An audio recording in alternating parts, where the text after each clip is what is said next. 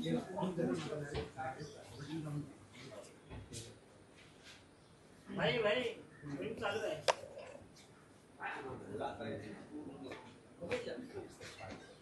आहे तर मी सांगतो नाही तर सुट्टी घ्या साहेब. महायुतीचे 54 नवनिर्वाचित जे नवे निवडून आलेले आमदार आहेत त्यांना सरकारनं प्रत्येकी 5 कोटी असा एकूण जवळपास 270 कोटींचा निधी आगामी स्थानिक स्वराज्य संस्था लक्षात घेता मंजूर केलेला आहे. खरं म्हणजे हे अत्यंत बेकायदेशीर असं कृत्य आहे. जे आमदार लोकप्रतिनिधी हा लोकप्रतिनिधी असतो, तो आपापल्या भागाचं प्रतिनिधित्व करतो. निवडून आल्यावर तो कोणत्याही पक्षाचा नसतो आणि सरकारही कोणत्या पक्षाचं नाही. पण गेल्या काही काळापासून हा एक नवीन पायंडा पडला आहे. विशेषतः देवेंद्र फडणवीस आणि मिंधे यांच्या हातात सत्ता आल्यापासून जे आपल्याला पाठिंबा देणारे लोक आहेत त्यांना निधी द्यायचा आणि विरोधी पक्षाच्या आमदारांना आणि त्यांचे मतदारसंघ कोरडे ठेवायचे. हे घटनाबाह्य कृत्य आहे. हे अत्यंत बेकायदेशीर कृत्य आहे आणि मी तर म्हणेन हे एक फार मोठं लोकशाही विरोधी असं कारस्थान आहे. तुम्हाला जर निधी हवा असेल तर आमच्या पक्षात या. म्हणजे विकास हा पक्ष बघून ठरवला जातो. देशाच्या राष्ट्रपतींनी गांभीर्याने दखल घ्यावी असं हे प्रकरण आहे महाराष्ट्रात. इतर कोणत्याही राज्यामध्ये असं घडलेलं नाही. जरी भारतीय जनता पक्षाची सरकारं काही राज्यात असली तरी हे उद्योग फक्त महाराष्ट्रात सुरू झाले आहेत. मला वाटतं की सध्या या राज्याला राज्यपाल नाही आहेत आणि अर्थात राज्यपाल असले तरी काही फरक पडत नाही, कारण ते सुद्धा भाजपचेच हस्तक असतात. हे प्रकरण न्यायालयात सुद्धा गेलं होतं, निधीचं असमान वाटप. आणि आता तर ज्या आमच्या आहेत त्यांना त्याच आमदारांना निधी. मग इतर आमदार निवडून आलेले नाही आहेत का? इतर आमदारसुद्धा इतर पक्षातले प्रथमच निवडून आलेत अनेक ठिकाणी. मग काँग्रेसमधले असतील, राष्ट्रवादी काँग्रेसमधले असतील, शिवसेनेमधले असतील, हेच त्यातले बरेचसे आमदार हे प्रथम निवडून आलेले. पण यांची डोकी फिरलेली आहेत. अहंकार आहे, मस्तवालपणा आहे, मगरुरी आहे आणि जनतेचा पैसा हा माझ्या खिशातला पैसा आहे अशा पद्धतीनं वाटप आपापल्या लोकांमध्ये हे सुरू आहे. गंभीर आहे. काही होणार नाही. ही लाच आहे. 5 कोटी रुपये ही लाच आहे. मी त्याला विकास निधी वगैरे म्हणत नाही. आपापल्या आमदारांना दिलेले 5 कोटी ही एक प्रकारे लाच आहे. यातून किती विकास कामं होतील हे माहीत नाही, पण कमिशनबाजी नक्की होईल. साहेब, याआधीही बघितलं की निधी असमान वाटपावरून असंतोष होता. महाविकास आघाडीच्या आमदारांनीही मुख्यमंत्र्यांची भेट घेतली. अनेकदा हे प्रकरण उजेडात आलं होतं आणि काही माजी आमदारांनी तर इतकंही म्हटलं होतं की मी आमदार नसतानाही मला 20 कोटीचा निधी मिळतो. आता तुमची मागणी काय आहे की स्थानिक स्वराज्य संस्थांची महायुतीची ही स्ट्रॅटेजी दिसते, त्या ठिकाणी निधी वाटप करून कसं आपल्याला भक्कम करता येईल, लोकांचे प्रश्न सोडवता येतील. या सरकारमधल्या लोकांनी म्हणजे प्रमुखांनी पैशाच्या जोरावर मतदार विकत घेण्याची जी नवीन योजना आणलेली आहे, त्यात अनेक योजना आहेत. पैसे द्यायचे आणि मतं विकत घ्यायचे. हे 5 कोटी रुपये ठेकेदाराच्या माध्यमातून परत त्याच आमदारांना वळवले जाते.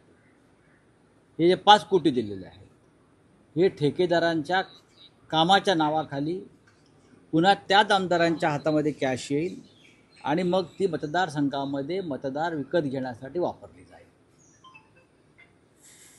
हे गेले काही वर्ष सातत्यानं सुरू आहे आणि ह्याच्यावरती आवाज सामुदायिकरित्या उठवावा लागेल. जसं आम्ही निवडणूक आयोगासंदर्भात एक भूमिका सर्व पक्षांनी घेतली, मोठा मोर्चा निघतो आहे, त्या पद्धतीने ह्या विषयावर सुद्धा आम्हाला एकत्रित आवाज उठवावा लागेल. विधिमंडळाच्या अधिवेशनात तर हा प्रश्न उचलला जाईलच 100%. पण इतरसुद्धा लोकशाही मार्गातील आयुधांचा वापर करून या प्रश्नाला वाचा फोडली जाईल. एक प्रश्न आहे, तो म्हणजे अंबरनाथचा प्रश्न आहे. त्या दिवशी दरम्यान आनंद जे त्यांचं थिएटर नाट्यगृहाचं उद्घाटन, त्या दिवशी एक ॲम्ब्युलन्स जी आहे ती यांच्यासाठी त्या ताफ्यामध्ये लावण्यात आलेली होती. त्यामुळे अंबरनाथचं उपजिल्हा रुग्णालय आहे त्या ठिकाणी एक महिला हार्ट अटॅकची पेशंट आली होती, तिचा मृत्यू झाला. जे तिला घेऊन आले होते त्यांचं असं म्हणणं आहे की तिथे ॲम्ब्युलन्स नव्हती दुसऱ्या रुग्णालयात घेऊन जाण्यासाठी, त्यामुळे तिचा मृत्यू झालेला आहे. VIP कार्यक्रमासाठी ते ॲम्ब्युलन्स वापरले आणि जे जिल्हा रुग्णालय आहे त्यांचं असं म्हणणं आहे की ती कंडिशनच नव्हती, 15 मिनिटांमध्येच तिचा मृत्यू झाला. त्यामुळे याच्यामध्ये दोन गोष्टी आहेत. एकनाथ शिंदे यांचे चिरंजीव श्रीकांत शिंदे यांनी मधल्या काळामध्ये एक ॲम्ब्युलन्सचं टेंडर काढलं होतं. विसरलात तुम्ही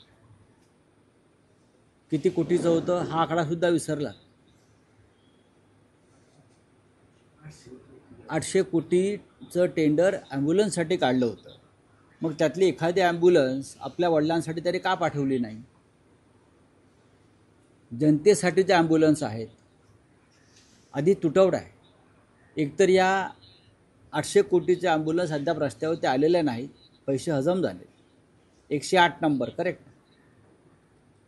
आणि गरिबांना अशा प्रकारे ठार मारायचं, जिल्हा रुग्णालयातली यंत्रणा वापरायची. तुम्ही इतक्या 800 कोटीचे ॲम्ब्युलन्स विकत घेतल्यात ना, मग त्यातली तुमच्या ताफ्यात ठेवा ना एखादी ॲम्ब्युलन्स. आणि असं काय धाड भरली आहे या लोकांना ताफ्यामध्ये ॲम्ब्युलन्स ठेवायला? राष्ट्रपतींना ठेवली जाते मला माहिती आहे, प्रधानमंत्र्यांना ठेवली जाते. हे कोण आहेत? माझ्या माहितीनुसार जो प्रोटोकॉल आहे सुरक्षा व्यवस्थेचा, त्याच्यामध्ये राष्ट्रपती जेव्हा परराष्ट्रातले जे प्रमुख येतात त्यांच्यासाठी, देशाच्या प्रधानमंत्र्यासाठी, उपराष्ट्रपतीसाठी ॲम्ब्युलन्स त्यांच्या ताफ्यात ठेवली जाते. पण हे राष्ट्रपतीच्याही वर झालेत सगळे किंवा मोदींच्याही वर झालेत. त्यातून त्यांच्या ताफ्यात आहे ना, मग माझ्या ताफ्यात का नाही? फडणवीसाच्या ताफ्यात 2 ॲम्ब्युलन्स आहेत, मग माझ्या ताफ्यात 4 ॲम्ब्युलन्स पाहिजे. अशी ही प्रोटोकॉलची स्पर्धा आपल्या राज्यात सुरू झालेली आहे. त्याच्यातून ही निरपराधांचे बळी गेलेले आहेत. राऊत साहेब, 2 दिवसांपूर्वी राज्याचे मुख्यमंत्री सोलापुरात होते. त्यांनी स्वर्गीय सुधाकर परिचारकांच्या पुतळ्याचं अनावरण केलं. त्या एका रात्रीत फडणवीसांनी गेम फिरवल्याचं म्हटलं जात आहे. 5 माजी आमदार हे फडणवीसांच्या संपर्कात आहेत. त्यातले महायुतीतच फोडाफोडी दिसते. 3 माजी राष्ट्रवादीचे आमदार आहेत. तर दिलीप माने यांच्या पक्षप्रवेशाला भाजपतूनच विरोध होतोय. स्वतः स्थानिक आमदार आणि भाजपचे जिल्हाध्यक्ष सगळेच त्यांच्या पक्षप्रवेशाला विरोध करतात. मग त्याच्यावर तुम्ही सुभाष देशमुखांचं रिॲक्शन घेतली पाहिजे. त्याच्यावर तुम्ही अजित पवारांशी बोललं पाहिजे. त्यांचे आमदार किंवा माजी आमदार फोडले जात आहेत ना, आम्ही कशाला बोलायचं आहे? मग तुम्ही आम्हाला प्रश्न विचारता, हे चुकीचं आहे. ज्या भाजपच्या प्रमुख नेत्यांनी विरोध केलेला आहे या प्रवेशाला, त्यात माझ्या माहितीप्रमाणे सुभाष देशमुख आहेत. जाऊन भेटा त्यांना, त्यांच्याशी चर्चा करा, त्यांचं मत घ्या की ते विरोध का करतायत, किंवा हे पक्षप्रवेश करण्यामागे नक्की फडणवीसांना काय त्यांची भूमिका आहे. अजून त्यांना आपला पक्ष बेडकासारखा किती फुगवायचा आहे हे त्यांना विचारून घ्या. नाही, पण महायुतीतलीच ही फोडाफोडी, कारण अजित पवारांचा पक्षही अलर्टला आहे. भरणेंना डॅमेज कंट्रोलसाठी पाठवलेलं आहे. बरं, असं आहे की मी तुम्हाला पुण्यामध्ये जे चाललं आहे दंगेकर विरुद्ध मोहोळ, हेही आपल्याला आरोपांचं युद्ध बघायला मिळतं आहे. मी आपल्याला काल सांगितलं ना, ऐसा कोई सगा नाही जिसने भाजपाने ठगा नाही. भाजपा सगळ्यात आधी आपल्या मित्रांवरच वार करते. भाजपा सगळ्यात आधी आपल्या नात्यागोत्यांवरच वार करते. व्यक्तिकेंद्रित राजकारण सुरू झाल्यामुळे भारतीय जनता पक्षामध्ये असे प्रकार सुरू आहेत. सुभाष देशमुख कदाचित फडणवीस गटाचे नसतील, त्याच्यामुळे त्यांच्यासमोर एक आव्हान उभं करायचं असं अनेक जिल्ह्यामध्ये आहे. आणि त्यातून असे प्रकार सुरू झाले असतील तर तो भाजपचा अंतर्गत प्रश्न आहे. चला, जगतापांनी मोठी घोषणा केली आहे. बोला, काय हो गया?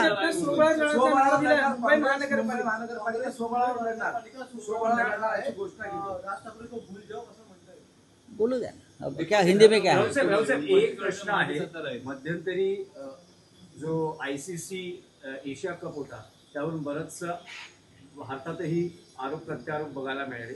आता जी ट्रॉफी आहे BCCI पुन्हा एकदा ACC ला पत्र पाठवलेलं आहे की ती ट्रॉफी आम्हाला द्या, आणि ACCचे अध्यक्ष जे पाकिस्तानचे PCBचे अध्यक्ष आहेत ते म्हणतात की तुम्हाला ट्रॉफी आमच्या हस्तेच स्वीकारावी लागेल, माझ्या हस्तेच स्वीकारावी लागेल. याच्यावर जय शहाला प्रश्न विचारा तुम्ही, तो अमित शहाना विचारा ना. जय शहा ह्याच्यातून नक्की तोडगा काढतील. जय शहा यांचा इतका क्रीडा क्षेत्रातला निष्णात प्रशासक गेल्या 50 वर्षात देशात झालेला नाही. त्याच्यामुळे ही जी पाकिस्तानातून जी ट्रॉफी आहे, अहो बलुचिस्तान आणि पाकव्याप्त काश्मीर घेण्याची भाषा आपण करतो आहोत, आणि एक ट्रॉफी नाही घेऊ शकत आपली स्वतःची. कालच आपले राजनाथ सिंग म्हटले तर संपूर्ण पाकिस्तान ब्रह्मोस मिसाईलच्या नियंत्रणाखाली आहे, त्याच्यात ट्रॉफी पण आहे ना.